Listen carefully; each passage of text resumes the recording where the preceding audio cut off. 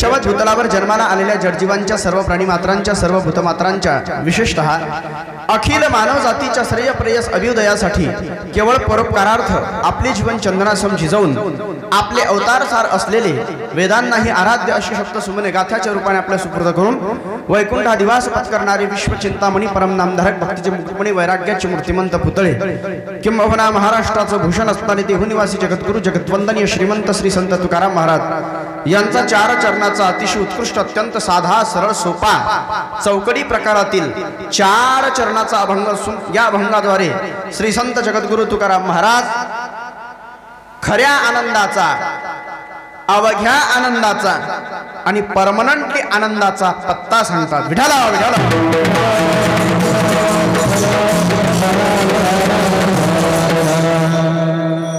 अभंगावर बोलण्यापूर्वी थोडासा परिहार देणे हे वक्त्याचं आद्य कर्तव्य ठरतं। या न्यायाने गेले अनेक वर्षापासून चालू असणारा आपला हा खंड हरिनाम सप्ताह भगवान श्री ओलांडेश्वर यांच्या परम पवित्र पुण्यवान दरबारामध्ये चालू असणारा हा खंड हरिनाम सप्ताह गेली अनेक वर्षापासून चालू आहे। याही वर्षी मोठ्या थाटामाटात उत्साहात आणि आनंदात सप्ताहाला सुरुवात होऊन 5 दिवस झाले। आजचा 6वा दिवस आणि 6व्या दिवसाची ही कीर्तन रूपी सेवा माझ्यासारख्या पामराकडे तुका म्हणे मज कडो त्यांची सेवा तरी माझ्या दैवा पार नाही अशातला हा योग आहे। मी काही वर्षापूर्वी कोरोनाच्या अगोदर इथे आलेलो आहे काही वर्ष है ना, पण त्यावेळेस आणि आता बराच बदल आहे। काही गोष्टी होत्या त्या आज नाही, काही गोष्टी तेव्हा नव्हत्या आज आहे। तेव्हा हा हॉल नव्हता आज आहे, तेव्हा हे स्टेज नव्हतं आज आहे, तेव्हा एवढं बांधकाम नव्हतं ते आज आहे। ज्या नव्हत्या आज आहेत ह्या गोष्टी सांगितल्या। काही गोष्टी त्यावेळेस होत्या त्या आज नाही। कीर्तनाला लोक भरपूर असतो, मोकळं मैदान होतं ना, आता बंदिस्त झाल्यामुळे की काय कोण असतो, टाळकरी भरपूर होते। पण आपण अव्याहतपणे अविरतपणे हा सप्ताह अखंड अखंड अखंड चालू ठेवला आणि इतकं डेव्हलप हे देवस्थान केलं। स्वतःचं घर कुणी डेव्हलप करेल? भगवान परमात्म्याचं हे मंदिर आपण हे स्थान एवढं डेव्हलप केलं त्याबद्दल तुम्हाला कोटी कोटी धन्यवाद आणि तुमचं अभिनंदन आहे आणि तुम्हाला पुढील परमार्थिक वाटचालीसाठी शुभेच्छा आहेत। सुंदर आपण या ठिकाणी हे बांधकाम वगैरे केलेलं आहे। फक्त साऊंडवाल्या दादांनी जर कृपा केली आणि मॉनिटर जर फुल दिला तर व्यवस्थित होईल, नाही तर मग मी माझ्या परीने करीन। विठाला विठाला विठाला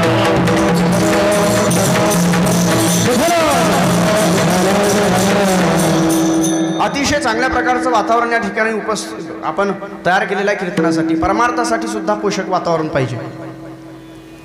कीर्तन करायचं, भजन करायचं, एकल्याचा नोहे खेळ म्हणून मेळ मेळविला। भजनासाठी मेळ पाहिजे ना। तुम्ही म्हणाल परमार्थाला कशाला वातावरण पाहिजे? वातावरणच पाहिजे। 4 जण नसतील तर भजन होईल काय? एकट्यात भजन होईल काय? नाही, ते चिंतन। 4 जणांना मिळून होते ते भजन, एकट्यात चिंतन होऊ शकेल, भजन नाही होणार। कथा करायची आहे, एकट्यात होईल काय? एकटे महाराज सांगतील काय? ऐकणारे पाहिजे, संगीतावाले पाहिजे। म्हणून आपण सुंदर वातावरण या ठिकाणी निर्माण केलेलं आहे। केवढी भव्य वास्तू आपली या ठिकाणी निर्माण झाली महाराज, आपलं भाग्य आहे। या ठिकाणी माता भगिनी सुद्धा उपस्थित आहेत बहुसंख्येने। मी तुम्हाला प्रणाम करतो, कारण तुम्ही सामान्य नाही, तुम्ही जगातलं सगळ्यात मोठं संस्कार केंद्र आहात। मी नेहमी सांगत असतो, पहा ना, इथे 80% मंडप 80% जागा त्यांनीच व्यापून टाकली। 33% आरक्षण होतं यांना, तेव्हा ह्या राष्ट्रपती झाल्या, आता यांना 50% आरक्षण आहे। आता काय भांडे घासता आपण? 33%वर ह्या राष्ट्रपती झाल्या, आता 50% आरक्षण आहे यांना। काहींचा नंबर ऑलरेडी किचनमध्ये लागलेला आहे। एक झाडत होता घर, मी म्हटलं पाटील बुवा घर झाडताय तुम्ही? मारुतीच्या पारावर मिशीला पिढीतून गप्पा हाणतान घरी घर झाडता? म्हणे महाराज तुम्हीच सांगता, एकमेका सहाय्य करू अवघ्या धरू सुपंत। म्हणे मी तिला मदत करतो। म्हटलं पण का? बाहेर गप्पा मारताय? म्हणे मग ती मला भांडे घासायला मदत करते। कळलं तुम्हाला? धन्यवाद। तुम्ही जगातलं सगळ्यात मोठं संस्कार केंद्र आहात म्हणून तुम्हाला पहिला प्रणाम केला। तुम्ही शक्ती आहात, तुम्ही भक्ती आहात। जगातलं सगळ्यात पहिलं संस्कार केंद्र तुम्ही आहात। तुम्ही सामान्य नाही आहात। सोन्याच्या राजसिंहासनाकडे वळणारी पावलं वनवासाकडे वळवली एका वडिलांच्या वचनाची पूर्तता करण्याकरता ज्या मर्यादा पुरुषोत्तम भगवान श्रीराम प्रभूंनी, त्या भगवान श्री प्रभूंना जन्म देणाऱ्या तुम्ही कौशल्य आहात। या जगाला प्रेमाचा संदेश देणाऱ्या आणि कुरुक्षेत्रावरती युद्ध अभिमुखवरती कर्मण्यवादी कारस्ते मा फलेषु कदाचन, कर्म करीत राहा, कर्माबद्दल अनेक अनेक अनेक बाबींबद्दल माहिती देणारे, ज्ञान देणारे, अर्जुनाच्या माध्यमातून तुमचा आमचा उद्धार करणारे, तुम्हा आम्हाला गीतेचं तत्वज्ञान पाजळणारे भगवान श्रीकृष्ण, त्या भगवान श्रीकृष्णाला जन्म देणाऱ्या तुम्ही देवकी आहात। तुम्ही सामान्य नाही, लक्षात ठेवा, तुम्ही सामान्य नाही। अब्दुल कलामांसारख्या राष्ट्रपतींना जन्म देणारे आहात तुम्ही। वयाच्या 23व्या वर्षी ए मान तुझे आना है तो जरा सोच दश के आना, हम भी आशिकाना मिजाज रखते हैं, असं म्हणत हसत फासावर जाणाऱ्या भगत सिंगाला जन्म देणाऱ्या माता आहात तुम्ही। वयाच्या 16व्या वर्षी रायरेश्वराच्या चरणाचा स्वतःच्या रक्ताने अभिषेक करून, रायरेश्वराच्या चरणावर स्वतःच्या रक्ताचा अभिषेक करून वयाच्या 16व्या वर्षी हिंदवी स्वराज्य स्थापनेची शपथ घेणाऱ्या छत्रपती शिवाजी महाराजांना जन्म देणाऱ्या देवकी आहात तुम्ही। माफ करा, जिजाऊ आहात तुम्ही। छत्रपतींना जन्म देणाऱ्या तुम्ही जिजाऊ आहात, म्हणून प्रणाम तुम्हाला। वयाच्या 32व्या वर्षी औरंगजेबाने जेव्हा छत्रपती शिवाजी महाराजांना बांधून ठेवलेला आहे साखळीने आणि कवी कलशांना बांधून ठेवलेला आहे आणि औरंगजेब संभाजी राजाना म्हणतो, संभा तुम्हारी जिंदगी हमारे हाथ में, तुम्हारी मौत हमारे मुट्ठी में, हमने चाहा तो मौत, हमने चाहा तो जिंदगी बख्श देते हैं, संभा जिंदगी तुम्हें इस्लाम कबूल कर लो। त्यावेळेस औरंगजेब महाराजांनी ठणकावून सांगितलं, धर्म मतलब आस्था, और आस्था कभी बदली नहीं जाती। हम बार बार जिएंगे, हम बार बार मरेंगे, लेकिन हिंदू बनकर जिएंगे, हम हिंदू बनकर मरेंगे। हम कभी हिंदू धर्म नहीं छोड़ेंगे, ना तो फिर इस्लाम कबूल करेंगे। संभाजीराजे म्हणतात, औरंग तुझ्या तंबूचा सोनेरी कळस 3 कोसावरून दिसतो। औरंग तुझ्या तंबूचा सोनेरी कळस 3 कोसावरून दिसतो, पण छत्रपतींच्या जिरेटोपातला तुरा हा 1000 कोसावरून दिसतो। ऐतो लोकांच्या मनामध्ये भीती नाही, आत्मविश्वास पैदा करतो। आम्ही त्या वाघाचे छावे आहोत, आम्ही काय तुझ्या पुढे झुकणार। हे ठणकावून ज्या संभाजी राजांनी औरंगजेबाला सांगितलं, त्या शंभू राजाला जन्म देणारा तुम्ही सईबाई आहात, म्हणून प्रणाम पहिला तुम्हाला।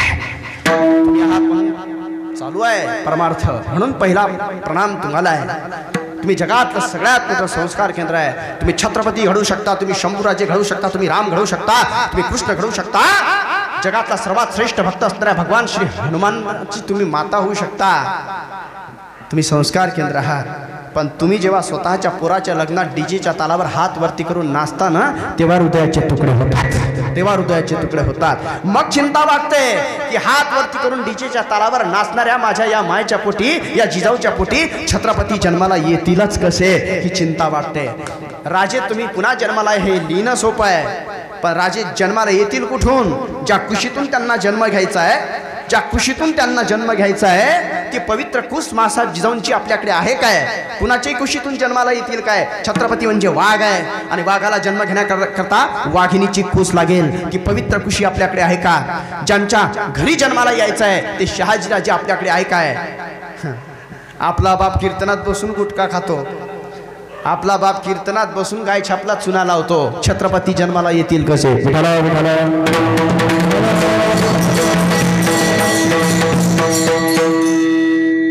या ठिकाणी वयोवृद्ध मंडळी, प्रौढ मंडळी, तरुण मंडळी या ठिकाणी सर्व उपस्थित आहे, सर्वांना अभिवादन करतो।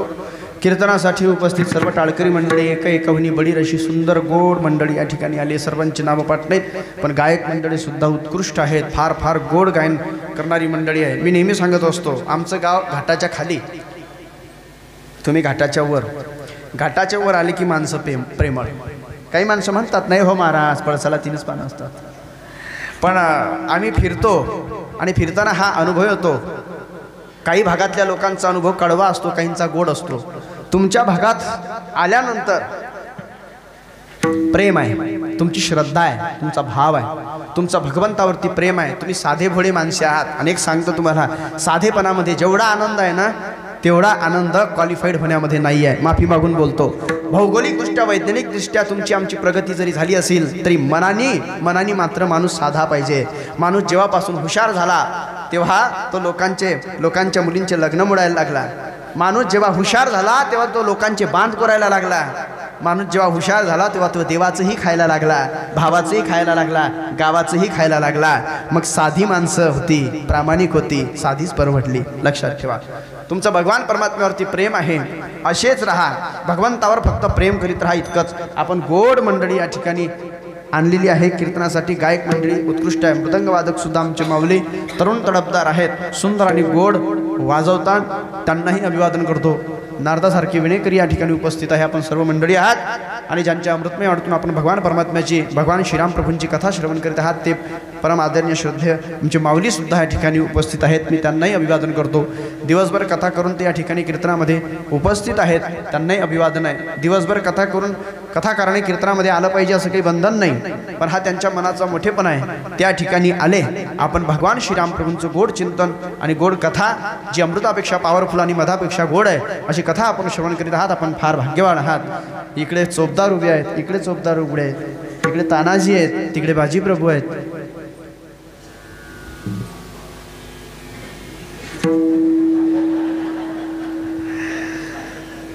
सुंदर आपलं नियोजन आहे.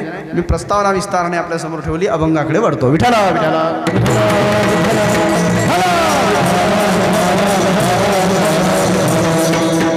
अभंग जगद्गुरु तुकोबारायांचा चौकडी प्रकारातील अभंग आहे. 4 चरणाचा अभंग आहे. पहा, आपण मनुष्य म्हणून जन्माला आलो हे आपलं फार मोठं भाग्य आहे, फार मोठं भाग्य आहे. माणूस म्हणून जन्माला आलो. आता तुम्ही कीर्तनातून ते ऐकता, भारतात जन्माला आलो, महाराष्ट्रात जन्माला आलो, संतांच्या नंतर जन्माला आलो, हे आपलं भाग्य आहे. मनुष्य म्हणून जन्माला आलो. तुर्तास इतकं ध्यानात ठेवा, आपण माणूस म्हणून जन्माला आलो, भारतात जन्माला आलो, हे आपलं सगळ्यात मोठं भाग्य आहे. हा आपला सगळ्यात मोठा प्रॉफिट आहे. हे हा सगळ्यात मोठा नफा आहे आपला, की आपण भारतामध्ये जन्माला आलो, माणूस म्हणून जन्माला आलो. भारतातला दगड सुद्धा श्रेष्ठ आहे इतर देशातल्या माणसांपेक्षा. पहा, भारताची भूमी पवित्र आहे. पण खऱ्या अर्थाने हे भाग्य जरी आपल्याला लाभलं असलं तरी या मानवी जीवनामध्ये आल्यानंतर आपण काय केलं पाहिजे, काय प्राप्त करण्याच्या मागे आपण धावलं पाहिजे, हे कळणे अत्यंत गरजेचं आहे. आजचा माणूस आनंद प्राप्त करण्याच्या दिशेने धावतोय, पण आनंद कुणाला प्राप्त होईलच किंवा झालाय असा माणूस जगाच्या पाठीवर काही सापडणार नाही, सापडला नाही. आपण आनंदाच्या शोधामध्ये आहोत, आनंदाच्या शोधामध्ये आहोत. आनंद कुणाला सापडला नाही. सुख म्हणत नाही मी, आनंद म्हणतोय. सुख हे एखाद्या वस्तूपासून मिळू शकेल, पण आनंद कोणत्या वस्तूपासून मिळत नाही. सुख हे बाहेरच्या वस्तूपासून मिळू शकते, आनंद बाहेरच्या वस्तूपासून मिळत नाही. मिळालं तरी टिकत नाही. आनंद हा आतमध्ये तयार होतो. आनंद बाहेरून नाही विकत घेता येत, आनंद आत तयार होतो. आपण भाग्यवान आहोत की भारतामध्ये जन्माला आलो. आपण कशाच्या मागे धावलं पाहिजे हे जर आपल्याला कळत नसेल तर आपल्या देशामध्ये एवढे अध्यात्माचा सागर असताना मग त्याचा फायदा काय आपल्याला. पहा, आपण भारतासारख्या भूमीत जन्माला आलो. ही भूमी सामान्य नाही आहे. आपण अमेरिकेत जन्माला आलो असतो तर सप्ताहाचा आनंद घेता आला असता काय. मी तुम्ही बोलायचं नाही असं ठरवून आले का घरून. एक तर फोकस माझ्या डोळ्यावरच मारलाय, रंग पाहून मारला की काय कुणास ठाऊकी, हा दिसणार नाही कुणाला. मग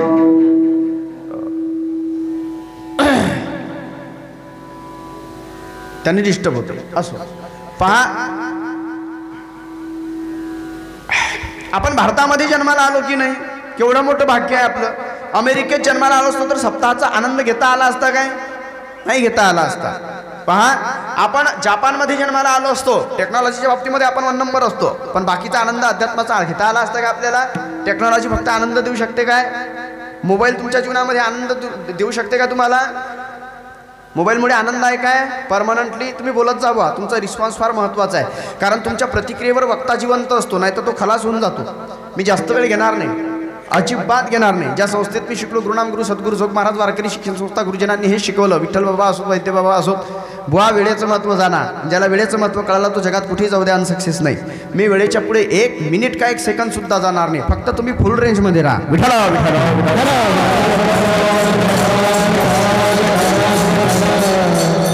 जमाना 5Gचा आणि काही 2G मध्येच लोडिंग घेतात. फुल रेंजमध्ये राहा. पहा, आपण भारतामध्ये जन्माला आलो, हे आपलं केवढं मोठं भाग्य आहे. भारत सामान्य आहे का. आज कुंभमेळा चालू आहे. जगातल्या कानाकोपऱ्यातले लोक येतात आणि हिंदू संस्कृतीचा आस्वाद घेत आहेत. सनातन संस्कृती कुठे जाऊन पोहोचली महाराज. जगाच्या कानाकोपऱ्यामध्ये हिंदू संस्कृती आणि सनातन संस्कृती जाऊन पोहोचली. याचं तुम्हाला आम्हाला भूषण पाहिजे. आपण अशा संस्कृतीमध्ये जन्माला आलेलो आहे की ज्या संस्कृतीमध्ये माणसाचे गळे कापणं शिकवलं नाही आपल्याला. आपल्या संस्कृतीमध्ये आपल्याला दगडाची सुद्धा पूजा करायला शिकवली महाराज. आपण सामान्य नाही, सामान्य मातीमध्ये जन्माला आलेलो नाही आहे. हो, कुणीतरी म्हटलंय, भारत का रहने वाला हूँ, भारत की बात सुनाता हूँ. सामान्य नहीं आम्ही. इतनी ममता नदियों को भी जहाँ माता कह के बुलाते हैं.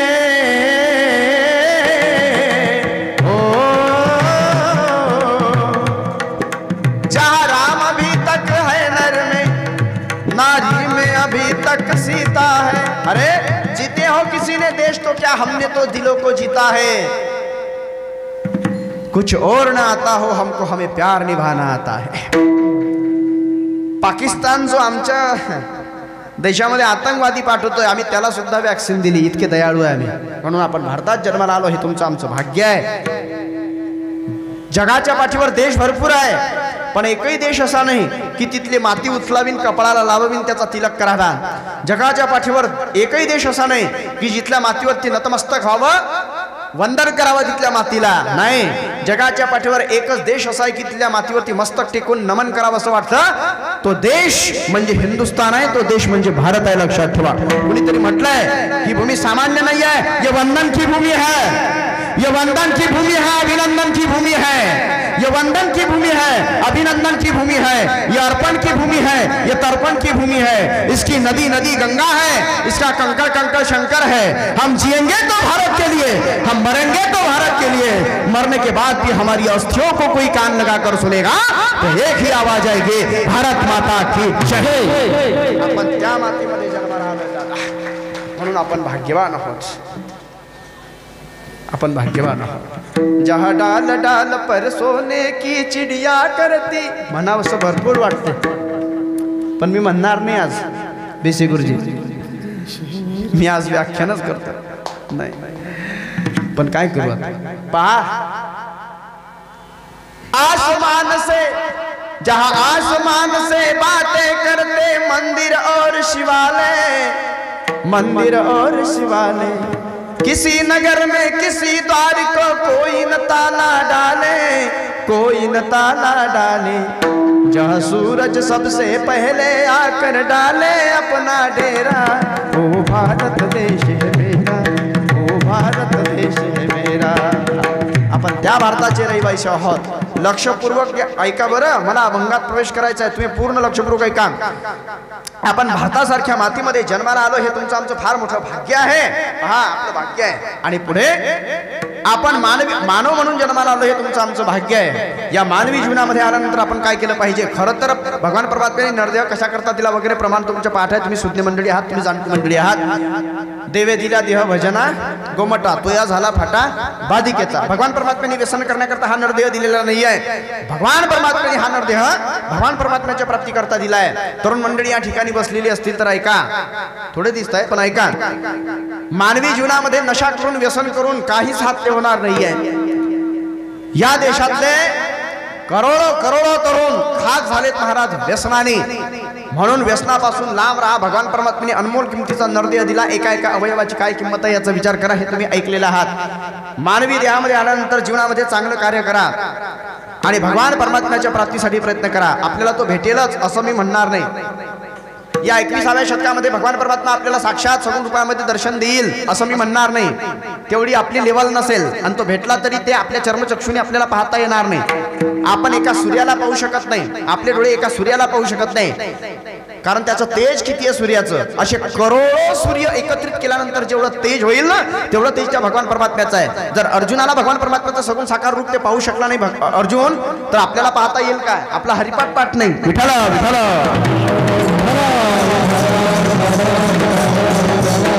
लक्षात घ्या, भगवान परमात्म्याच्या प्राप्तीसाठी तुका म्हणे जन्म आल्याचे सार्थक, विठ्ठलाची एक देखील या। म्हणून आपण प्रयत्न कशा करता केले पाहिजे, चांगलं जीवन जगा, व्यसनाच्या अधीन जाऊ नका। ऐका पुढे, मानवी जीवनामध्ये आपण खरा आनंद प्राप्त करण्याचा प्रयत्न केला पाहिजे। आपण आनंदाच्या शोधात आहोत, पण आनंद मिळतोय का आपल्याला? आपण सर्व मंडळी या ठिकाणी बसलेले आहात, तुम्हाला आनंद मिळतोय का, मिळालाय का? लक्ष माझ्याकडे द्या। आपल्याला आनंद आजपर्यंत असा कोण आहे की मी पूर्णतः 100% आनंदी आहे, पूर्णतः सुखी आहे? नाही आहे महाराज, नाही आहे। या जगाच्या पाठीवर सुखी कोणीच नाही आहे। ज्याच्याकडे पैसा नाही त्याला वाटतं पैशावाला श्रीमंत आहे। मी पैशावाल्याला विचारलं तुम्ही सुखी आहात का, त्यांनी सांगितलं नाही महाराज आमच्या गावचा सरपंच सुखी आहे। मी सरपंचाला विचारलं तुम्ही सुखी आहात का, तो सरपंच म्हणे नाही आमदार सुखी आहे। मी आमदाराला विचारलं तुम्ही सुखी आहात का, तो म्हणे नाही खासदार सुखी आहे। खासदाराला विचारलं तुम्ही सुखी आहात का, म्हणे नाही मंत्री सुखी आहे। मंत्र्याला विचारलं तुम्ही सुखी आहात का, म्हणे नाही मुख्यमंत्री सुखी आहे। मुख्यमंत्र्याला विचारलं तुम्ही सुखी आहेत का, म्हणे मी सुखी नाही, कधी हिसकावल्या जाईल सांगता येत नाही, टेन्शनच आहे म्हणे। मग मी विचारलं मुख्यमंत्र्याला तुम्ही सुखी आहात का, म्हणे नाही केंद्रात पाहिजे मंत्रीपद। मग विचारलं केंद्रीय मंत्र्याला, तुम्ही सुखी आहात का? म्हणे नाही. पीएम सुखी आहे. पंतप्रधानांना विचारलं सुखी आहात का? म्हणे नाही, राष्ट्रपती पद पाहिजे. राष्ट्रपतीला विचारलं सुखी आहात का? म्हणे नाही, इंद्रपद पाहिजे. इंद्र सुखी आहे. इंद्राला विचारलं सुखी आहे काय? म्हणे नाही, ब्रह्मदेव सुखी आहे. ब्रह्मदेवाला विचारलं सुखी आहात का? म्हटले नाही, शंकर सुखी आहे. भगवान शंकराला विचारलं तुम्ही सुखी आहात का? म्हटले नाही, भगवान विष्णू ते सुखी आहेत. भगवान विष्णूला विचारलं तुम्ही सुखी आहात का? तेव्हा भगवान विष्णूने जे उत्तर दिलं ते फार गोड आहे. निर्धनापासून वैकुंठापर्यंत घेऊन गेलो मी तुम्हाला. निर्धन कहे धनवान सुखी, धनवान कहे राजा हमारा, राजा कहे महाराज सुखी, महाराज कहे इंद्र हमारा, इंद्र कहे ब्रह्मा सुखी, ब्रह्मा कहे शंकर प्यारा, शंकर कहे विष्णु सुखी, विष्णु कहे भक्त हमारा, भक्त सुखी जो नाम जपे, बाकी दुखिया सब संसार. जगाच्या पाठीवर फक्त भगवान परमात्म्याचे दास जे भगवान परमात्म्याचं नामचिंतन करतात ते सुखी आहे. बाकी कोई तन दुखी, कोई मन दुखी, कोई धन बिन रहता उदास, थोड़े थोड़े सब दुखी और सुखी राम के दास. कारण देव उभा मागे पुढे उगवी पुढे संकट, टेन्शन नाही. खरा आनंद प्राप्त करण्याचा आपण प्रयत्न केला पाहिजे. सुखी कोणीच नाही आहे भगवान परमात्म्याचे दास सोडले तर. काही साधक जगद्गुरु तुकोबारांकडे जातात आणि जगद्गुरु तुकोबारांकडे गेल्यानंतर भगवान श्री तुकोबारांच्या चरणावरती ते नतमस्तक होतात. श्रीमंताची माता चरणावा लगेच पकडत जा. श्रीमंताची माता चरणावा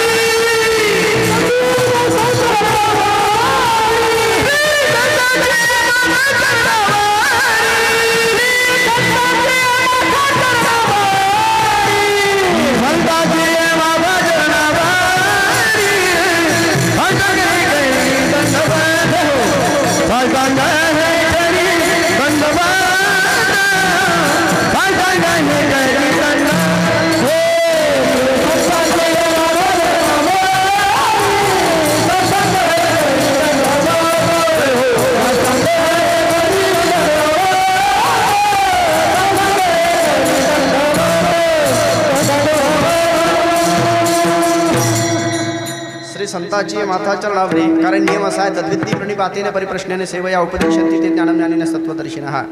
जगद्गुरु तुकोबारांच्याकडे ते साधक जातात आणि तुकोबारांकडे गेल्यानंतर साष्टांग प्रणिपात करतात. साधूकडे गेल्यानंतर घाली संतासी आसने पूजा करी काया वाचा मने एका जनार्दनी जाणे इच्छिले ते पुरवी. आणि जगद्गुरु तुकोबारायांना त्या संतांनी नमन केलं, त्या साधकांनी नमस्कार केला आणि मग ते संत ते साधक तुकोबारांना विचारायला लागले. म्हणजे गप्पा गोष्टी काय त्या परमार्थिक झाल्या आणि बोलता बोलता चर्चा झाली आणि तुकोबारांना विचारलं, महाराज अवघा आनंद प्राप्त करायचा आम्हाला, जीवनामध्ये आनंदच नाही हो. जो देखी सो दुखिया बाबा सुखिया कोणी नाही रे, कोणी सुखी नाही, कोणी आनंद नाही. महाराज तुमच्याकडे खऱ्या अर्थाने प्रापंचिक दृष्ट्या विचार केला तर काही नसताना तुमच्या चेहऱ्यावरचा हा जो आनंद आहे हा काही वेगळा आहे, हा विलक्षण आहे. हा आनंद तुमच्या चेहऱ्यावरती आला कशामुळे? चर्चा झाली. तुकोबारांनी सांगितलं, बाबा रे हे जे तेज आहे हे काही खाण्यापिण्याचं नाही आहे. खाण्यापिण्याने चेहऱ्यावरती तेज येत नसतं, क्रीमा लावून चेहऱ्यावर तेज येत नसतं. ते तुम्हाला दाखवतात टीव्हीत 7 दिनों में निखार, फेअर अँड लवली दाखवतात ना. पहिल्या दिवशी काळ्या रंगाची बाई असते, ती क्रीम लावते, दुसऱ्या दिवशी ती उजळलेली असते, तिसऱ्या दिवशी उजळलेली असते, चौथ्या दिवशी 5 आणि 7व्या दिवशी एकदम गोरीपान झालेली असते. तुम्हाला फसवणं चालू आहे आणि तुम्ही फसताय, ही सगळ्यात मोठी अंधश्रद्धा आहे, लक्षात ठेवा. चला पुढे. जगद्गुरु तुकोबार म्हणतात, हे जे तेज आहे, हा जो आनंद आहे, हा भगवान परमात्म्याच्या भक्तीचा आहे, हा चिंतनाचा आहे. मग तुकोबारांना विचारलं, महाराज आम्हालाही तो आनंद प्राप्त करायचा आहे, पण अवघा आनंद प्राप्त करायचा आहे, आम्हाला परमनंटली आनंद प्राप्त करायचा आहे. कारण मानवी जीवनाचं असं आहे महाराज, माणसाला आनंद मिळत नाही, मिळाला तरी टिकत नाही. मिळत नाही पहिली गोष्ट संसारामध्ये आनंद, आणि मिळाला तरी तो टिकायला तयार नाही. टिकतो काय आनंद आपला संसारातला? नाही टिकत. जीवनातला आनंद टिकत नाही, मिळाला तरी आनंद नाही आहे असं नाही. सुख पाहता जवा पाडे, दुःख पर्वतावडे तुकोबरा म्हणतात सुख आहे पण जवा पाडे जवसाच्या दाण्यावर, तसा आनंद आहे पण तो थोडासा आहे आणि टिकणारा नाही, तो अजिबात टिकत नाही. मग असं का कसं आहे? मी एका गावात कीर्तनाला गेलो. कीर्तनाला गेल्याबरोबर एक मुलगा तिथे आला पेड्यांचा बॉक्स घेऊन आणि ते सांगितलं महाराज म्हणे घ्या पेढा. म्हटलं कशाचा आहे रे? म्हणे महाराज मी 90,000चा मोबाईल घेतला, ॲपल कंपनीचा 90,000चा मोबाईल घेतला. म्हटलं चांगली गोष्ट आहे. पेढा खाल्ला तो म्हणे महाराज तुम्ही कीर्तनकार हात आलेत आणि नेमकं आज मी मोबाईल घेतला, अजून घ्या दुसराही पेढा तुम्हाला 2 देतो म्हणे. त्यांनी 2 पेढे दिले, मी खाल्ले. इतका आनंदात होता तो मुलगा, इतका आनंदात होता. तरुण मुलगा 90,000चा मोबाईल घेतला, काय आनंद झालं. मी कीर्तन झालं, दुसऱ्या दिवशी निघून गेलो. 1 वर्ष उलटून गेलं. दुसऱ्या वर्षी मी त्याच गावामध्ये कीर्तनाला गेलो. तोच मुलगा माझ्या समोर आला आणि त्यांनी हात दिला. म्हणे जय हरी महाराज. म्हटलं जय हरी. म्हणे ओळखलं का? म्हटलं ओळखलं ना. देणाऱ्याला आम्ही कधीच विसरत नाही. म्हणजे तू 2 पेढे दिले होते ना आम्हाला, त्यामुळे तुला विसरून कसं चालेल? बरं बाकीच्यांना 1 दिला, मला 2 दिले होते. तुला विसरल्यावर तू 4 जणात म्हणण्यासारखा आहे. ओळखलं का महाराज? नाही. मागच्या वर्षी आपल्या घरी चहा नाही घेतला का तुम्ही? काढला चहा, मग हो म्हणून टाकायचं. मी म्हटलं ओळखलं रे. तर म्हटले बरं आहे ना? मी म्हटलं बरं आहे, पण तुझं बरं आहे ना? तो मोबाईल वगैरे व्यवस्थित चालू आहे ना? म्हणे चालू आहे. तुम्हाला एक्सप्रेशन दिसतात ना माझे, चेहरा दिसतो ना का खाली माना घातल्या? माझ्याकडे बघा. ॲक्टिंग बघणे महत्त्वाचं आहे कीर्तनकाराची कधी कधी. आणि कीर्तनकाराला थोडासा अभिनयसुद्धा आला पाहिजे. नय विनय अभिनय तिन्ही गोष्टी आल्या पाहिजे. म्हटलं बरं आहे ना मोबाईल वगैरे? म्हणे बरं आहे. म्हटलं का रे घड्याळचा काटा उतरला? म्हणजे का चेहरा उतरला तुझा? म्हणे महाराज काम फसलं हो मागच्या वर्षी. म्हटलं का मोबाईल चांगला नाही निघाला का? नाही म्हणे चांगला निघाला, चालतं व्यवस्थित, सगळ्या फॅसिलिटी आहे त्याच्यामध्ये. म्हटलं मग? म्हणे आपण घेतला मोबाईल, म्हणजे त्याच्यात त्यांनी मलाही सामील करून घेतलं. आपण घेतला म्हणे. माझा काही संबंध नव्हता, पण मी पेढा खाल्ला होता ना. मग म्हणे महाराज आपण मोबाईल घेतला म्हणे. 1 महिना जर थांबलो असतो म्हणे फक्त तर याच्यापेक्षा सुपर हँडसेट मिळाला असता म्हणे. म्हटलं कसं रे? का बरं? म्हणे महाराज आपण मोबाईल घेतला 90,000चा आणि नुसतं 10,000 टाकायचे होते. 1 महिन्याने याच्यापेक्षा सुपर फॅसिलिटी आहे त्याच्यामध्ये, एकदम सुंदर म्हणे लॉन्च केलाय म्हणे कंपनीने मोबाईल. आणि 1च महिना आपण घेऊन झाला होता हो. पुढचं मी काही तुम्हाला सांगत नाही, मी त्याला काय सांगितलं काय नाही, मी फक्त तुम्हाला विचारतो. पहा 90,000चा मोबाईल त्याच्या खिशात आहे, त्याचा आनंद आहे काय? नाही. आणि जो नाही अजिबात जवळ नाही, दुकानात आहे, काही संबंध नाही त्याचा. 1.5 लाखाचा असो 1,10,000चा असो कितीचाही असू देत, ज्या मोबाईलशी त्याचा संबंध नाही त्या मोबाईलचं दुःख खिशामध्ये घेऊन बाळगतो की? तुम्हाला कळते ना? बोलत जा. हो हो नाही काहीतरी म्हणत जा. पहा जो मोबाईल अजिबात त्याच्याकडे नाही त्याचं दुःख त्याला झालंय आणि जो खिशात आहे त्याचा आनंद आहे काय? बरं मागच्या वर्षी मोबाईल तोच, मुलगाही तोच, मागच्या वर्षी त्याच वस्तूचा जो आनंद त्याच्या अंतःकरणामध्ये निर्माण झाला होता, आज वस्तूही तीच आहे, मुलगाही तोच आहे, तो आनंद मागच्या वर्षीचा आज रोजी टिकलाय का? नाही टिकला. म्हणजे माझा मुद्दा तुमच्या लक्षात आला. मानवाला आनंद होत नाही असं नाही, होतो, पण तो आनंद टिकत नाही. घर बांधतात लोक, घर बांधलं पाहिजे, संतांनी बांधलं, निरंजनी आम्ही बांधिये रे घर, पण त्यांचं घर वेगळं आहे. असो, घर बांधलं, वास्तुशांती करतात लोक. वास्तुशांतीच्या दिवशी येणाऱ्या प्रत्येक पाहुण्याला घराचा कोपरा दाखवला जातो. पहा हे असं, हे असं, हा दगड राजस्थानहून आणला, हे फॅसिलिटी, हे बटन दाबलं की गरम पाणी, हे बटन दाबलं की थंड पाणी वगैरे वगैरे सगळं दाखवलं जात आहे वास्तुशांतीच्या दिवशी.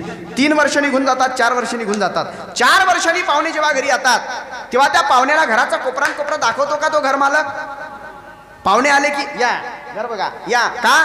कारण त्या घराविषयीचं त्याचं जे अट्रॅक्शन आहे, जो आनंद आहे तो कमी झालेला असतं की नाही? मग 3 वर्षापूर्वी जो आनंद घराचा होता वास्तुशांतीच्या दिवशी, तो आज रोजी 3 वर्षांनी राहतो काय? त्याचा कलर फिका पडतो, म्हणजे याच्या चेहऱ्याचाही पडतो आणि त्या घराचाही पडतो, आणि मग तो आनंद कमी होतो, मग घराला डागडुगी सुरू होते. माझा मुद्दा लक्षात घ्या फक्त. मानवाला आनंद मिळत नाही असं नाही, मिळतो, पण तो क्षणाचा असतो, तो टिकत नाही. म्हणून ते साधक प्रश्न विचारायला गेले की महाराज टिकणारा आनंद परमनंटली आणि अवघा आनंद प्राप्त आम्हाला करायचा असेल तर आम्हाला काय केलं पाहिजे? तुकोबारा म्हणतात साधना केली पाहिजे. साधनेशिवाय साध्याची प्राप्ती होईल कशी? साधकाने साधना केली तर त्याला साध्याची प्राप्ती होईल ना. साध्यापर्यंत पोहोचायचं तर साधनच पाहिजे आणि साधना पाहिजे. मग तुकोबरांना विचारलं, महाराज अवघानंद प्राप्त करायचा आहे मला, मग आम्ही काय केलं पाहिजे. तुकोबरा म्हणतात त्याची काही टप्पे आहेत, स्टेप बाय स्टेप सांगतो तुम्हाला. सांगा ना महाराज, त्यातल्या मला अवघानंद प्राप्त करायचा आहे ना. हा, मग त्यातल्या काही स्टेप सांगतो तुम्हाला. सांगा ना महाराज. सांगतात महाराज पहिल्या चरणात,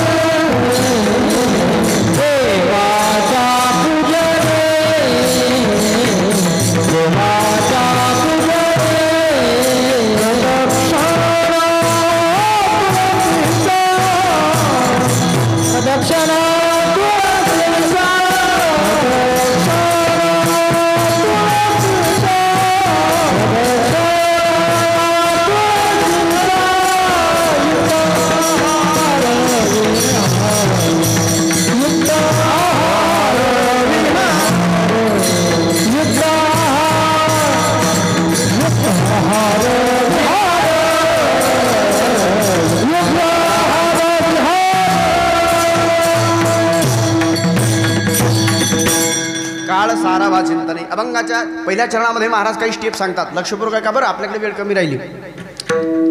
काळ सारावा चिंतने, एकांतवासी गंगा स्नाने, देवाच्या पूजने प्रदक्षिणा तुळशीच्या. काही स्टेप सांगतात महाराज.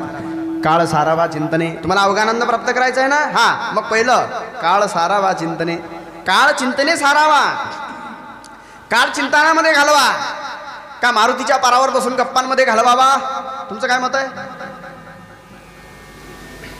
मी घरी जाऊ काय? हा, असे मस्त तुम्हाला अजून फवारायची सवय झाली काय? तसं असेल तर मग फवारा मारत जाईल. काळ सारावा चिंतने. असो विनोद सोळा, आपण सुज्ञ श्रोते आहात, ऐकताय तुम्ही, मन लावून ऐका, वेळ कमी आहे आपल्याकडे. काळ सारावा चिंतने. काळ चिंतनामध्ये गेला पाहिजे. काळ चिंतनामध्ये गेला पाहिजे. काळ तोच जो चिंतनामध्ये गेला. यमराज गिनती त्याच काळाची करतो जो चिंतनामध्ये गेला. तुम्ही शेती किती घेतली, तुम्ही घर कसं बांधलं, मुलीचं लग्न कसं केलं, मुलाच्या लग्नात किती लाखाचा डीजे सांगितला, त्याला काही महत्त्व यमराज देत नाही. दरवर्षी किती बोटांना दुसऱ्याच्या शेतात खाराखले, म्हणजे सरकतात ना लोक दुसऱ्याच्या शेतात 4-4 बोटांनी दरवर्षी. आमच्याकडे एकाने 2 एकराचं अळीच एकर केलं. कागदावर 2च आहे. म्हटलं अर्धा एकर आलं कुठून, म्हणे थोडं थोडं सरकतो दरवर्षी. किती सरकशील. माणसाची ही जी कवटी आहे ना, हा मेंदू, त्याचं मन भरत नाही. अख्ख्या पृथ्वीचा राजा केला त्याला तरी म्हणेल उरलेल्या 71% पाण्यावर सुद्धा माझंच कंट्रोल पाहिजे. चला, विषय असा आहे, काळ सारावा चिंतने. काळ सार्थक केला त्यांनी, ज्यांनी भगवान परमात्म्याच्या खऱ्या अर्थाने चिंतनामध्ये काळ घालवला त्यांचाच काळ सार्थकी लागला. म्हणून काळ चिंतनामध्ये गेला पाहिजे. काळ सारावा चिंतने. चिंतने, आता चिंतन म्हणतात तुकोबार आहे. चिंतन भजन म्हटलं का नाही. मी बोलून गेलो सुरुवातीला, 4 लोकांकडून भगवान परमात्म्याचं नामस्मरण केल्या जाते, त्याला म्हणता भजन. आणि एकट्यात बसून भगवान परमात्म्याचं नामस्मरण केल्या जाते, त्याला म्हणता चिंतन. चिंतन हे एकट्यात होते, भजन हे 4 चौघात होते. आलं का लक्षामध्ये? म्हणून चिंतन करायचं आहे. भजन ते जिथं 4, 5, 7, 8, 10 माणसं जमले, 5-6 जणांनी टाळ घेतले, मृदंग किंवा तबला, हार्मोनियम किंवा वीणा, मग भजन सुरू झालं. मग 10 मिनिटांनी थांबल्या जाते, पांदान येते, त्याच्यात तंबाखू, शोप, लवंग, सुपारी, पहिल्यांदा चहा होतो. मग असे प्रोग्रामही मध्ये मध्ये होतात. असं मग चालता बोलता ते भजन होतं, पण चिंतनात तसं चालत नाही. चिंतन हे एकांतात होतं. कशाला म्हणतात चिंतन? जे माझ्या अर्जुनाने केलं ते चिंतन. असं म्हणतात अर्जुन जेव्हा झोपत असे तेव्हा अर्जुनाचे केस कृष्ण कृष्ण म्हणत होते. ऐकताय ना तुम्ही? अर्जुन जेव्हा झोपत असे तेव्हा अर्जुन झोपल्यानंतर अर्जुनाचे केस कृष्ण कृष्ण म्हणत होते. काय काय चिंतन असेल हो. कीर्तनात बसल्यावर आपलं तोंड विठ्ठल विठ्ठल म्हणायला लवकर तयार होत नाही, डेरिंगच होत नाही आपली, का कोणास ठाऊक. झोपेत अर्जुनाचे केस कृष्ण कृष्ण म्हणत होते. आहा काय पांडुरंग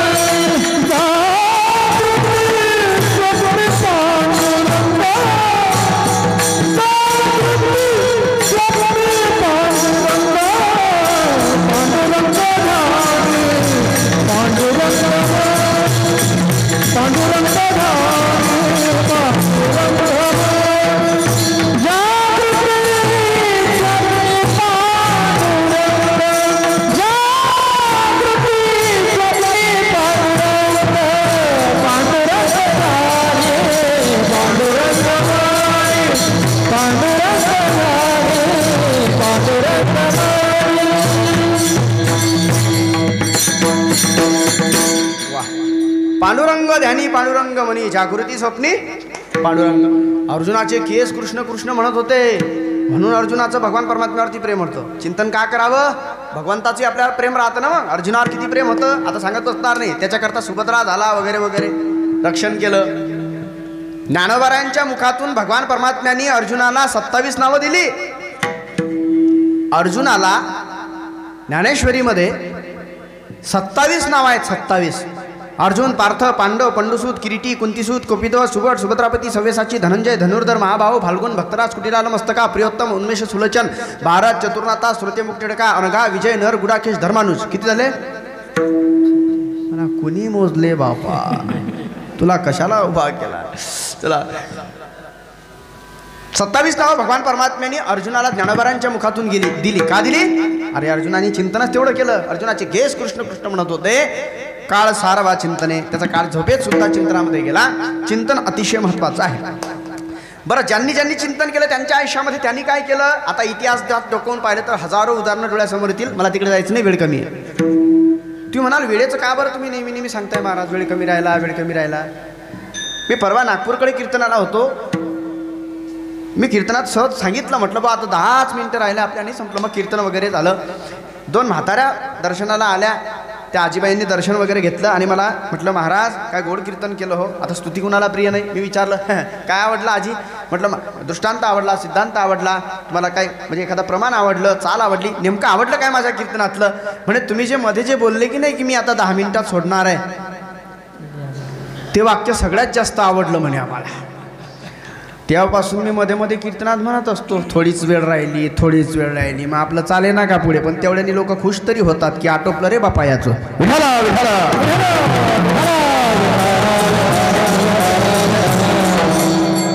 ज्यांनी ज्यांनी भगवान परमात्म्याचं चिंतन केलं त्यांच्या जीवनामध्ये काय झालं भरपूर उदाहरण आहेत. ऐसे लागे लगन मेरा हो गई मगन, ओ तो गली गली हरि गंगा महलों में पली बन के जोगन चली, मेरा रानी दीवानी कहाने लगी, राना ने विष दिया माना अमृत पिया, मेरा सागर में सरिता समाने लगी, बैठी संतों के संग रंगी मोहन के रंग, मेरा प्रेमी प्रीतम को मनाने लगी. पा वो तो गली गली हरी गुण गाने, लेकिन बापा ने सांगितलं बंद कर दे. ये गली गली में घूमना, ये नाचना, ये गाना, ये बंद कर दे. तिच्या अंगात राजपुताचं रक्त होतं. तिने बापाला ठणकावून सांगितलं नाचूगे नाचूगे नाचूगे नाचूगे नाचूगी नाचूगे नाचूगे नाचूगे नाचूगे नाचूगी, हरि गुण गावत नाचूगी, हरि गुण गावत नाचूगी नाचूगी, हरि गुण गावत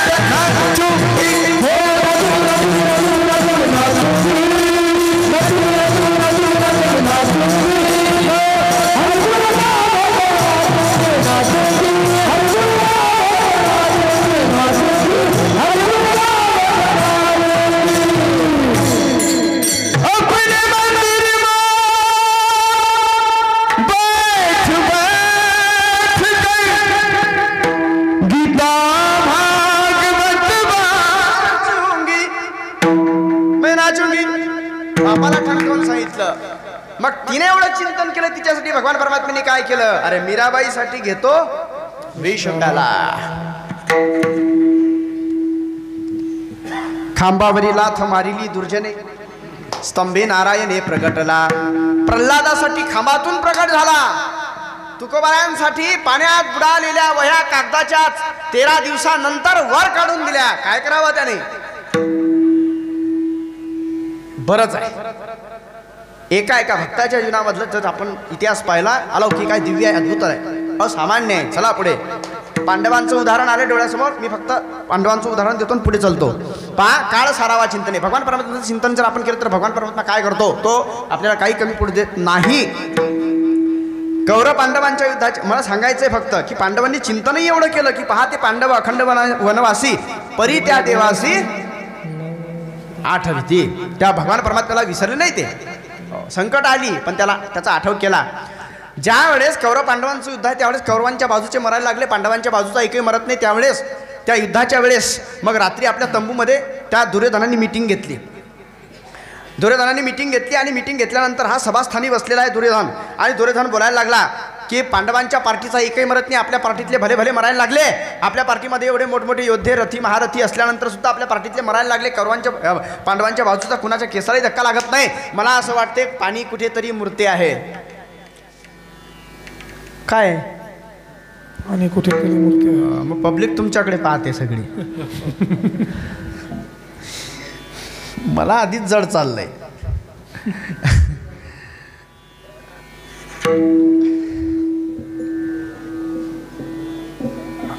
चला. दुर्योधनाने सांगितलं, मला असं वाटतंय पांडवांच्या बाजूचं कुणाच्या केसालाही धक्का लागत नाही, आपल्या बाजूचे एवढे मरायला लागले, कुठेतरी पाणी मुरते, कुठेतरी पाणी मुरते. मग राग आला कुणाला, भीष्माचार्यांना. बाकीचे सगळ्यांनी खाली माना घातल्या. ज्यांनी 500-500 घेऊन ठेवले होते त्यांनी सगळ्यांनी खानाबाना घातल्या. पण ज्यांनी अजिबात 500 घेतले नाही, 1000 घेतले नाही, परिवाराची घेतली नाही, एकट्याची घेतली नाही, तो कशाला ऐकेल. त्यांनी बोलायला सुरुवात केली. भीष्माचार्यांनी आवाज दिला, दुर्योधना कुणाच्या समोर बोलतोस आणि काय बोलतोस, जरा तोंड सांभाळून बोल. तुझ्या म्हणण्याचा रोग कोणत्या दिशेने आम्हाला कळत नाही का. तुला असं वाटते आम्ही खातो तुझं गातो पांडवांचं, तुला असं वाटते आम्ही तुझ्या बाजूने प्रामाणिकपणाने लढत नाही असं तुला वाटते. लक्षात ठेव दुर्योधना, भीष्माचार्य आहे हा, खाल्ल्या मिठाला जागणारा. प्रतिज्ञा करतो उद्याच्या युद्धामध्ये 2 पैकी 1 घटना घडेल. एक तर मी भगवान परमात्म्याला तिची प्रतिज्ञा मोडायला भाग पाडील, नाहीतर दुसरी अर्जुनाला खलास करील. उद्याच्या दिवशी माझ्या धनुष्यातून सुटलेला बाण अर्जुनाचा प्राण घेईल, अन्यथा भगवान परमात्म्याला त्याची प्रतिज्ञा मोडायला भाग पाडील.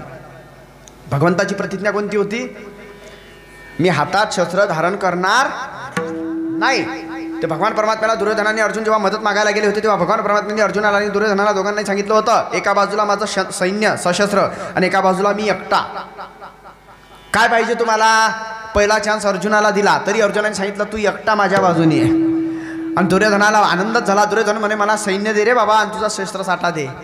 कारण अर्जुन हुशार होता. अर्जुनाला माहिती होतं ज्याच्या हातात आपण जीवनाची गाडी सोपवली ना, जीवनाचं गाडीचं स्टेरिंग जर याच्या हातात सोपवलं तर आपल्याला काहीच कमी पडणार नाही. अब सोपदिया इस जीवन का सब भार तुम्हारे हाथों में.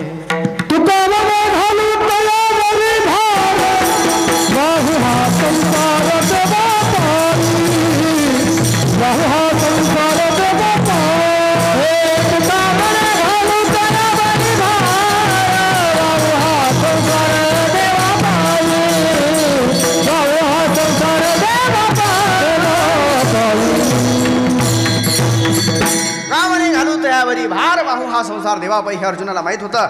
अर्जुनाने सांगितलं देवा तूच फक्त माझ्या बाजूने. देवाने सांगितलं मी येतो, पण ऐकलं का माझा नियम, मी हातात शस्त्र धारण करणार नाही.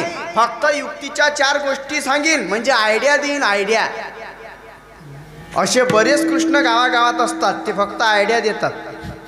सतरंजी उचलणार नाही, मंडप झाडणार नाही, पक्वादाला कणिक आणणार नाही, महाराज मंडळी जेवले काय विचारणार नाही, पहिल्या पंक्तीत जेवून जाणार. ते आयडिया मात्र खुर्चीवर बसून देणार. स्टेज इथे करा, हे कीर्तनकार सांगा, अमक्याला सांगू नका, तमक्याला सांगा. रातचा कीर्तनकार तिरपाच उभा होता, त्याचं धोतरच फाटलेलं होतं, त्याचा आवाजच घोगरा होता. हे समजायचं हे कृष्ण. आता कृष्ण आहे तो अस्सल राजकारणी, शुद्ध राजकारण. भगवान परमात्म्याने अर्जुनाला सांगितलं नियम माहिती आहे. अर्जुन म्हणे सगळं माहिती आहे, तू फक्त चल. तू असलास नुसतं खुर्चीवर बसलेला स्टेजवर तरी तुझा दरार आहे रे. तुझ्या नावावर तर सगळं जिंकत आलोय आम्ही.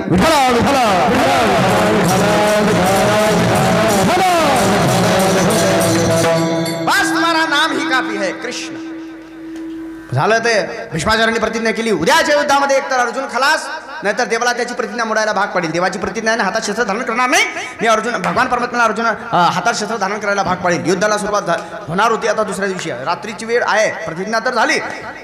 प्रतिज्ञा अर्जुनाला मारण्याची भीष्माचार्यांनी केली, पण चिंता देवाला लागली. चिंतन सांगतोय तुम्हाला, अर्जुनाने चिंतन केलं ना, मग चिंता भगवान परमात्म्याला लागून राहिली.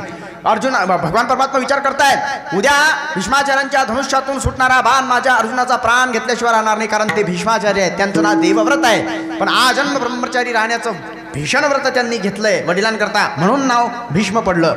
म्हणजे काय त्यांची प्रतिज्ञा असेल, प्रतिज्ञेवरून नाव पडते. म्हणजे किती ते कट्टर असतील याचा विचार तुम्ही करा.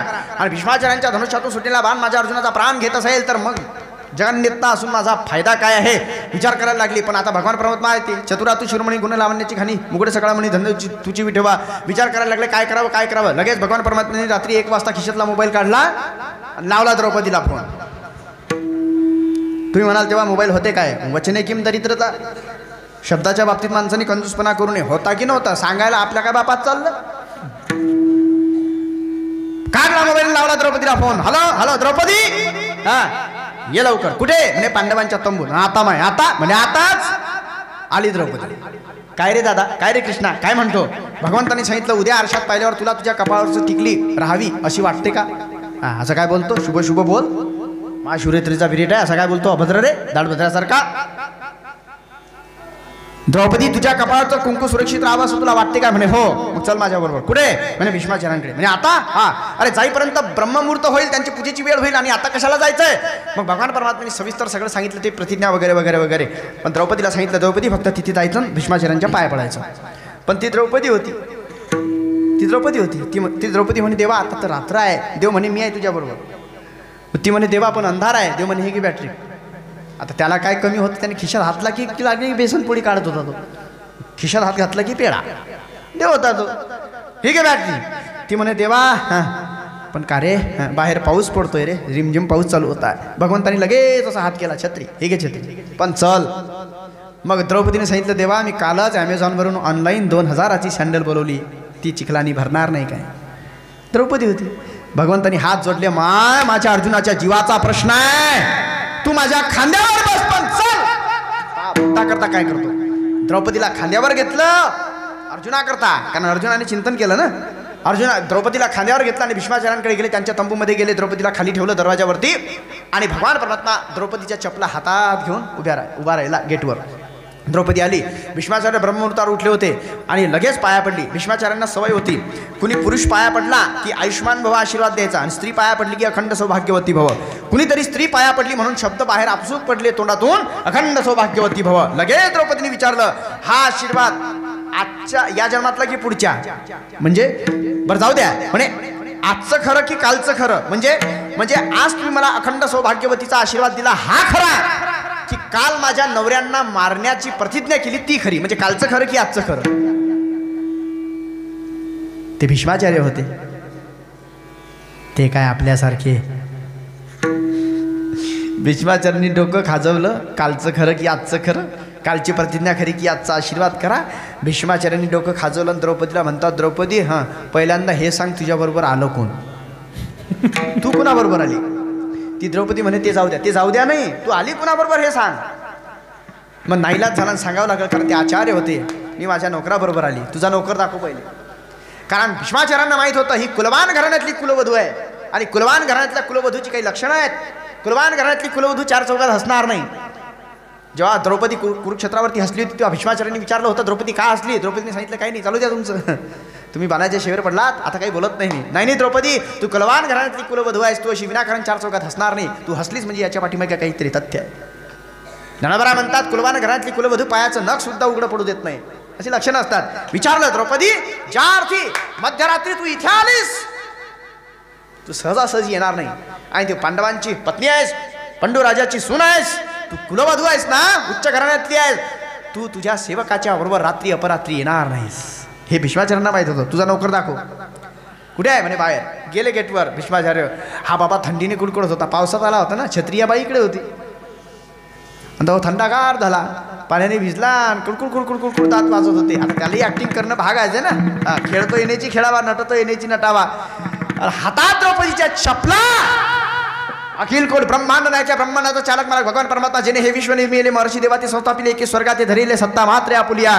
जो म्हणतो म्या बोलविला वेदू बोले म्या चालविल्या सूर्य चाले म्या हलविल्या प्राणू हाले जो जगात ते चालिता, तो भगवान परमात्मा त्या अर्जुनासाठी द्रौपदीचे चपला हातात घेऊन उभा आहे.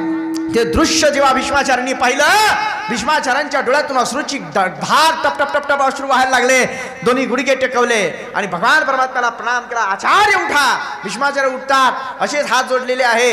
लगेच टर्न घेतला, द्रौपदीकडे पाहिलं. द्रौपदीला भीष्माचार्य म्हणतात, द्रौपदी आता तुझ्या प्रश्नाचं उत्तर देतो. तू मला विचारलं होतं ना कालचं खरं की आजचं खरं. हा. द्रौपदी छाती ठोकपणे सांगतो आजचं खरं. मग कालच्या प्रतिज्ञेचं काय आचार्य? कालची प्रतिज्ञा जाऊ दे खड्ड्यात. द्रौपदी आज मी तुला जो आशीर्वाद दिला अखंड सौभाग्यवतीचा, तोच खरा. पण आचार्य कालच्या प्रतिज्ञेचं काय? प्रतिज्ञा जाऊ दे का खड्ड्यात. अगं द्रौपदी, जर तुझ्या नवऱ्याचं रक्षण करणारा हा बाबा असेल तर माझ्यासारखे 100 भीष्माचार्य येऊन तुझ्या नवऱ्याला मारण्याची प्रतिज्ञा करू दे, तुझ्या नवऱ्याच्या केसाला सुद्धा धक्का लागणार नाही. जाको राखे साया मार सके ना. अरे जितने तारे गगन में उतने शत्रु है, कृपा करे एक रघुवीर तो पाल न बाका होय. न मोडे काटा हिंडता देव राखे तया मारील कोण. तुकोबरा म्हणतात न मोडे काटा हिंडता वन. देव जर रक्षण करता असला तर काय होणार आहे. मग दुसऱ्या दिवशी भगवान परमात्म्याने अर्जुनाचं रक्षण केलं, ते रथाचं चाक घेऊन गेले वगैरे. मला पुढचा इतिहास सांगायचा नाही, मला थांबायचं इथे. मला फक्त इतकं सांगायचं आहे, अनंत कोटी ब्रह्मांडाने काय ब्रह्मांडाचा चालक मला भगवान परमात्मा अर्जुनावर एवढं प्रेम करतो की अर्जुनासाठी काही करायला तयार होतो. याचं कारण काय आहे? त्या अर्जुनाने आपला काळ चिंतनामध्ये घालवला.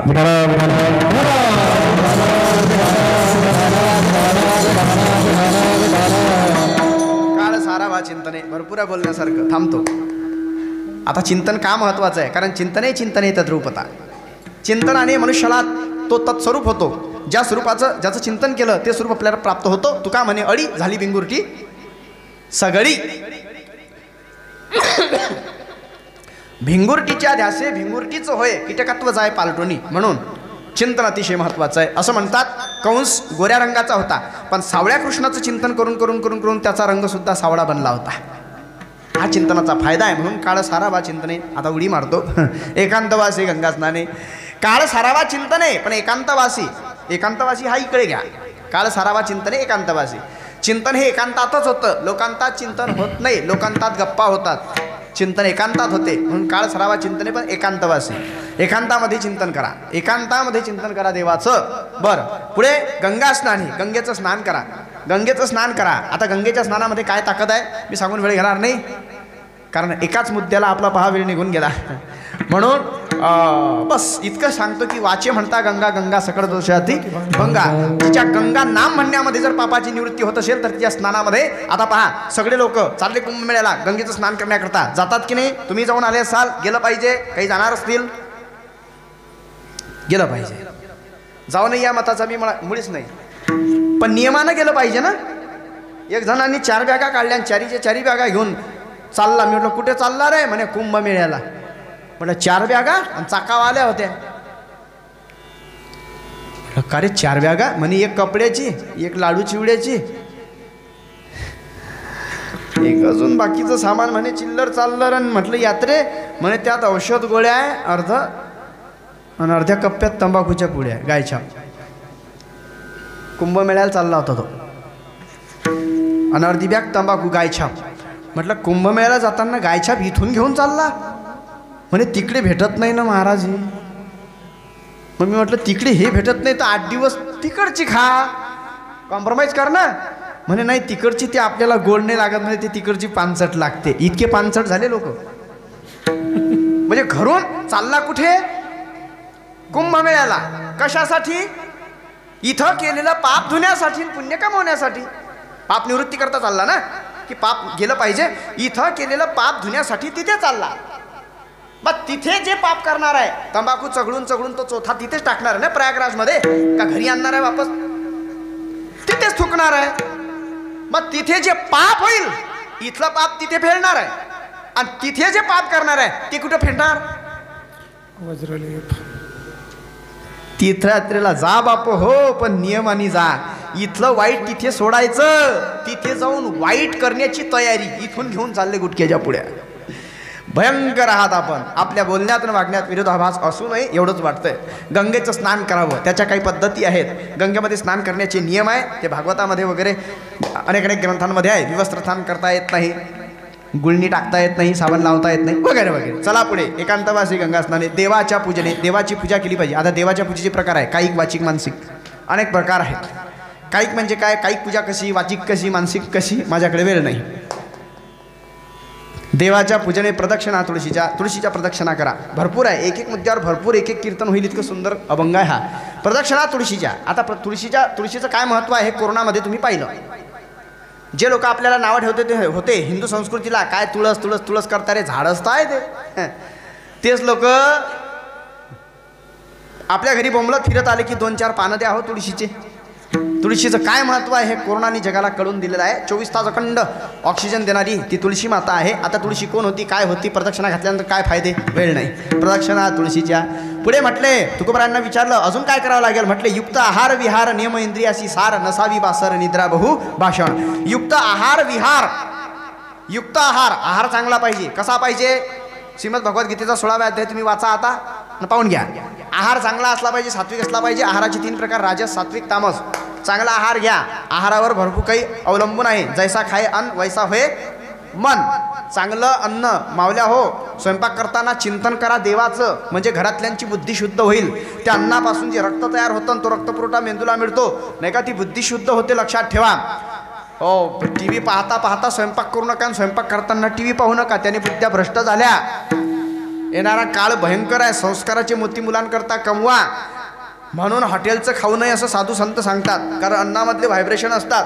जेव्हा आपण हॉटेलचं खातो त्या अन्नातले व्हायब्रेशन काय असतात, की मला फक्त नफा कमवायचा आहे, पैसा कमवायचा आहे, हे त्याचे व्हायब्रेशन आहे. आणि जेव्हा आपण घरचं अन्न खातो त्याच्यामध्ये प्रेम असते, की माझ्या घरच्या माणसाने 2 घास शिल्लक खाल्ले पाहिजे, त्याची प्रकृती व्यवस्थित राहिली पाहिजे, हे त्यातले व्हायब्रेशन आहे. त्याचा परिणाम होतो. म्हणून तुम्ही घरी काजू बदाम टाकून जरी शिरा केला तरी तसा होत नाही. पण सत्यनारायणाचा शिरा कसा लागतो, वेगळा लागतो की नाही. हो, पंक्तीतलं बेसन कसं लागते, घरची पुरणपोळी लागत नाही तसं पंक्तीतलं बेसन मस्त लागते. लोक म्हणतात काय पंक्तीतला स्वयंपाक होतो. हो का? कारण बनवणाऱ्याची भावना अन्नामध्ये उतरत असते. बनवणाऱ्याची भावना अन्नामध्ये उतरत असते. घरची बाई स्वयंपाक करते परिवाराकरता, पण जेव्हा या भंडाऱ्यामध्ये जेव्हा आता शेवटच्या दिवशी तुम्ही महाप्रसाद बनवणार, तेव्हा बनवणाऱ्याची भावना त्यात उतरणार आहे. आणि बनवणाऱ्याची भावना, तो स्वयंपाक करत असताना एकच भावना असते, की मला प्रसाद बनवायचा आहे, आम्ही प्रसाद बनवतो, आणि ती भावना त्याच्यामध्ये उतरत असते, म्हणून तो प्रसाद बनत असतो. लक्षात ठेवा. युक्त आहार, युक्त विहार. विहार अजामिळाचा बदलला, त्याचं वाटोळं झालं. युक्त आहार विहार नियम इंद्रियासी सार. इंद्रिय ताब्यात पाहिजे. नसावी वासर निद्रा बहु भाषण. निद्रा सुद्धा जास्त असू नये आणि जास्त बोलणं असू नये. हे तुकोबाराय सांगतात बरं. हे टप्पे आहे. तुम्हाला जर अवघानंद प्राप्त करायचा आहे तर मग बोलावं कसं. साच आणि मवाळ मितले आणि रसाळ शब्द जसे कल्लोळ अमृताचे. निद्रा कशी असावी. माझ्याकडे वेळ नाही आता, विद्यार्थ्याने कसं झोपावं वगैरे वगैरे. फक्त कीर्तनात झोपू नये एवढंच तुम्हाला सांगतो. कीर्तनात झोपू नका एवढंच सांगतो. आणि झोपण्याचे प्रकार आहे. झोपण्याचे प्रकार कीर्तनकार विनोदाने सांगत असतात. काहींची चक्री झोप, काहींची फिरती झोप, आहे की नाही. शेगावला मी शिकायला होतो 1999 मध्ये. आम्ही 20 पोरं झोपवली. 20 पोरं असे. म्हटलं झोपा रे. 20 पोरं झोपले. आणि एक जरा जास्त उन्हाळ होता, त्याला पहिल्या नंबरवर झोपवलं तिकडे त्या महाराजकडे. मला झोप तू पहिल्या नंबरवर. झोपला तो. 20 जण झोप लागली. पण सकाळी तो जो पहिल्या नंबरवरचा होता तो इकडे शेवटून उठला. सकाळी उठताना कसा उठला ते त्याचं त्याला माहिती. झोपेत. म्हटलं का रे. म्हणे मला नाही माहीत बा. एक जण तर असा, म्हणजे रिअल फॅक्ट सांग तुम्हाला, खरी कंडिशन. 25 वर्षाचा मुलगा रात्री झोपला आणि झोपेमध्ये पूर्ण कॉलनी फिरत होता. तो रात्री पूर्ण कॉलनी फिरून आला आणि पुन्हा जागेवरून अंथरुणावर झोपायचा. मग सकाळी एक जण ब्रश करताना भेटला. म्हणे का रे रात्री तिकडे कुठे आला होता. म्हणे कुठं. म्हणे आमच्या कॉलनीत. म्हणे नाही बा. म्हणजे तो फिरत होता रात्री, ते त्यालाही कळलं नाही. हे फिरती झोप. चला तर झोपावं कसं याची काही नियम आहे, कुणीकडे पाय कुणीकडे वगैरे वगैरे. निद्रा बहु भाषण. जीवनामध्ये परमार्थ साध्य करण्याचा प्रयत्न करा. परमार्थ महाधन, हे धन आहे, जोडी देवाचे चरण. आणि हे जर जतन करायचं असेल तर बस हाच उपाय आहे. एवढंच नाही तर देह समर्पिचे देवा, भार काहीच न घ्यावा. तुम्ही आपला देह समर्पित करा भगवान परमात्म्याला. मग भगवान परमात्म्याला देह समर्पित करायचा म्हणजे देवाच्या पुढे जाऊन डोकं आपटायचं आणि जीव द्यायचा का? असं करू नका. सोशल मीडियाचा जमाना आहे. लोक म्हणतील याच बुवानी सांगितलं. मग देह समर्पिचे देवा म्हणजे काय? या देहाने झालेलं प्रत्येक कार्य भगवान परमात्म्याला समर्पित करा. देह समर्पिचे देवा, भार काहीच न घ्यावा. तुम्ही टेन्शन घेऊ नका, सगळं देवावर सोपवून द्या. प्रमाण झालं आपलं, तुका म्हणे घालू तयावरी भार. मग महाराज एवढं सगळं केल्यानंतर आम्हाला काय प्राप्त होईल? मग होईल आगवा तुका म्हणे आनंद.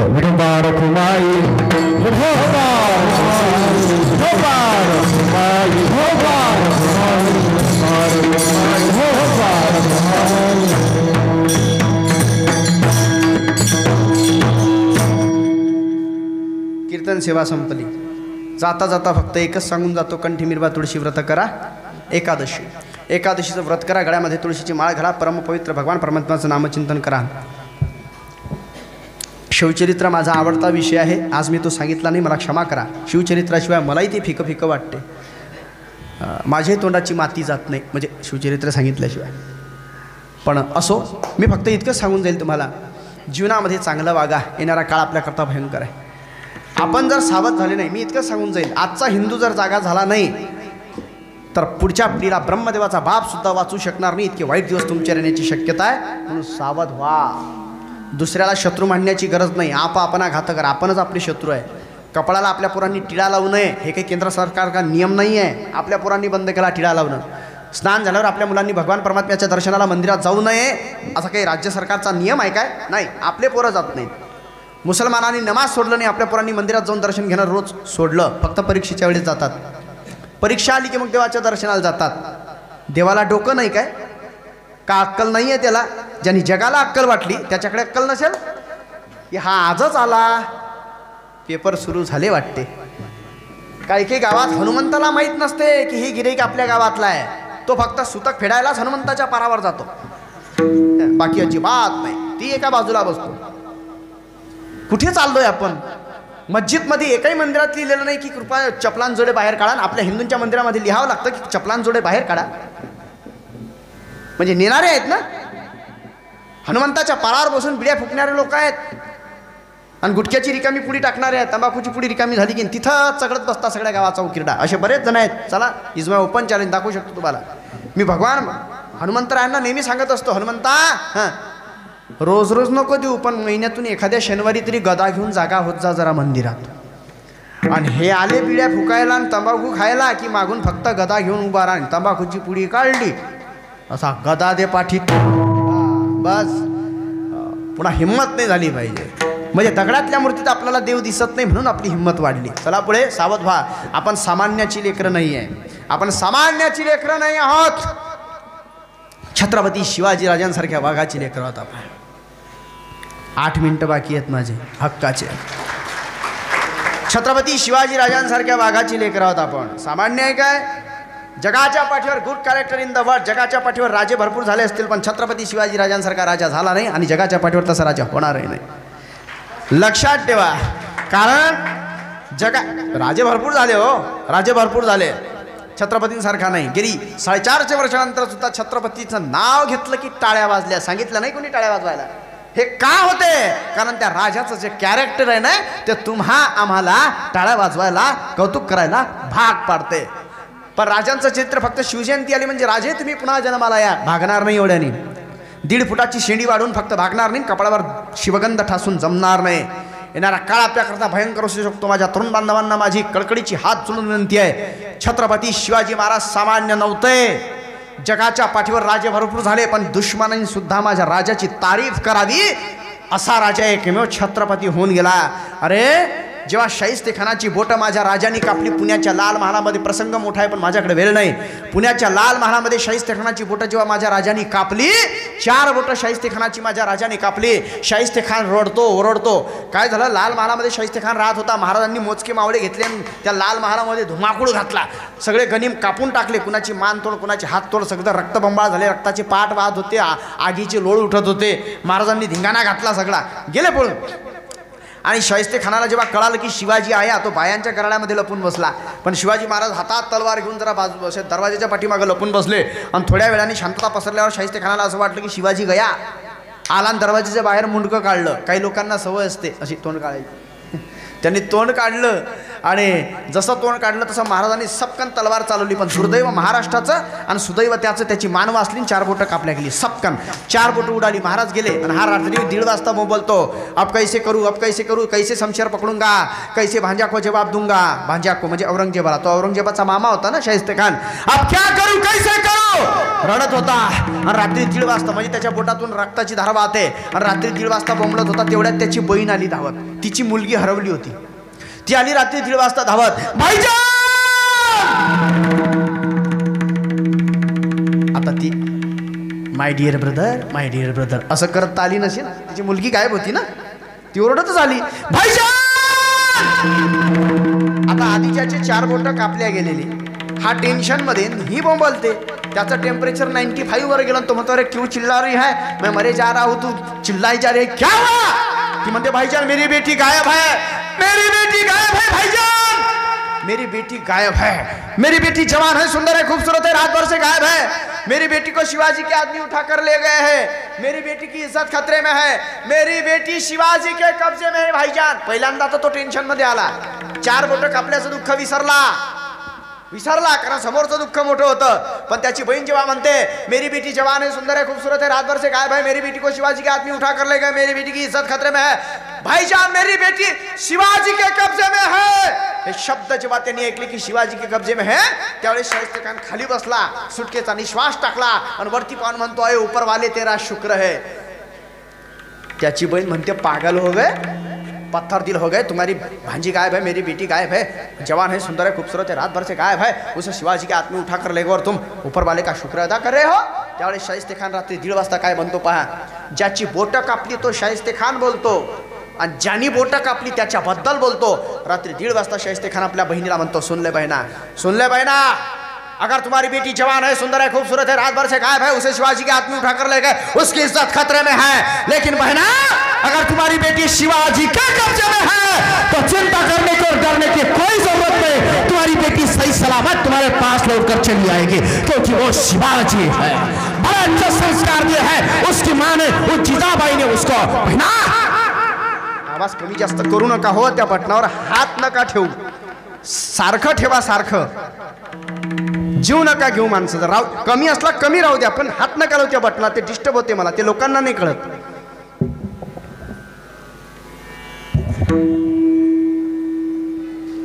शाहिस्तेखान म्हणतो, सुन ले बहना, आज तक सुन ले, अगर तुम्हारी बेटी जवान है, सुंदर है, खूबसूरत है, रात भर से गायब है, लेकिन अगर तुम्हारी बेटी शिवाजी के कब्जे में है तो चिंता करने की और डरने की कोई जरूरत नहीं. तुम्हारी बेटी सही सलामत तुम्हारे पास लौटकर चली आएगी, क्योंकि वो शिवाजी है. बहना, ये शिवाजी कुछ भी कर सकता है. शिवाजी किसी के हाथ काट सकता है, किसी के पैर काट सकता है, किसी की गर्दन काट सकता है, किसी की उंगलियां भी काट सकता है, लेकिन शिवाजी कभी किसी पराई औरत के दामन को हाथ नहीं लगा सकता, क्योंकि शिवाजी का दामन दूध के जैसा साफ है. बहना, आज तक बादशाह तो बहुत से हुए इस धरती पर, लेकिन हर एक बादशाह के दरबार में औरत को नचाया गया, लेकिन एक ही दरबार ऐसा है जिस दरबार में पराई औरत की इज्जत को भी बचाया गया. उस दरबार का बादशाह एक ही है, छत्रपति शिवाजी राजा, और कोई दूसरा बादशाह.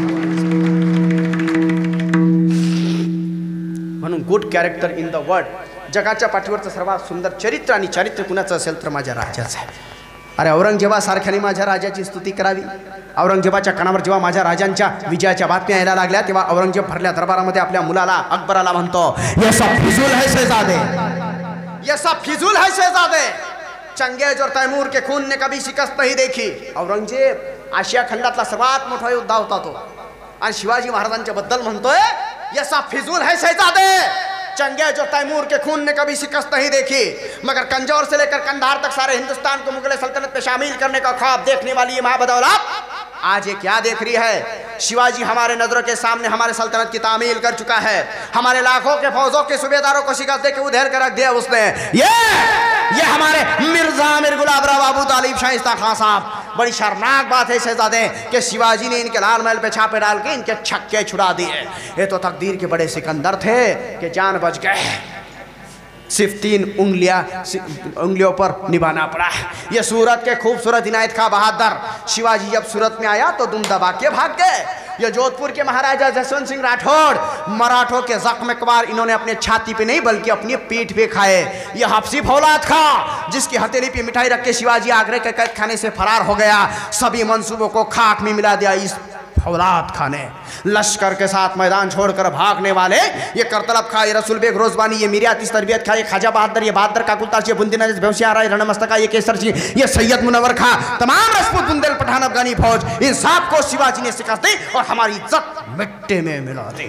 एक बात कहूँ शहजादे, शायद आप कभी समझ ही नहीं पाओगे, लेकिन औरत, गाना, नाच, शराब, शिकार, मौज मस्ती शिवाजी को कभी मालूम ही नहीं। शिवाजी ने मजबूत किले बनाए, मजबूत जमीर के लोग तैयार किए। हिंदुस्तान की हर एक चीज हम खरीद सकते हैं, मगर मराठों ने कभी अपने आप को बिकने नहीं दिया। हमने लाखों की जहांगीरों की लालच दिखाई, मगर मराठों ने उस पर थोक दिया। ये मराठे रुकते नहीं, मराठे थकते नहीं, मराठे झुकते नहीं, मराठे कभी बिकते नहीं। शहजादे, शिवाजी सूरज के जैसा चमकदार है, दूसरों के भी मजहब, मस्जिद, मौलवी, फकीर और औरतों की इज्जत करना जानता है वो। हाँ, शिवाजी चालाक है, मगरूर है, दगाबाज है, मगर उसका चाल चलन दूध के जैसा साफ और बुलंद मीनार की जैसी उसकी सिर ऊंचाई आसमान को छू रही है। इसमें कोई शक नहीं शहजादे, इसमें कोई शक नहीं शहजादे। हम खुश नसीब पड़े कि हमें दुश्मन मिला, वो भी शिवाजी जैसा। संपला माझा दुश्मनांनी तारीफ करावी, आपण त्या राजाची लेकरं आहोत, लक्षात ठेवा। म्हणून छत्रपती शिवाजी महाराज आणि संभाजी महाराजांचा आदर्श आपल्या डोळ्यासमोर ठेवा, एवढीच विनंती करतो। आता तो चित्रपट आला ना छावा, बाकीचे चित्रपट मुलांना दाखवा, तो दाखवा जरा। ऐतिहासिक सिनेमे दाखवत चला, शंभूराजे काय होते कळेल।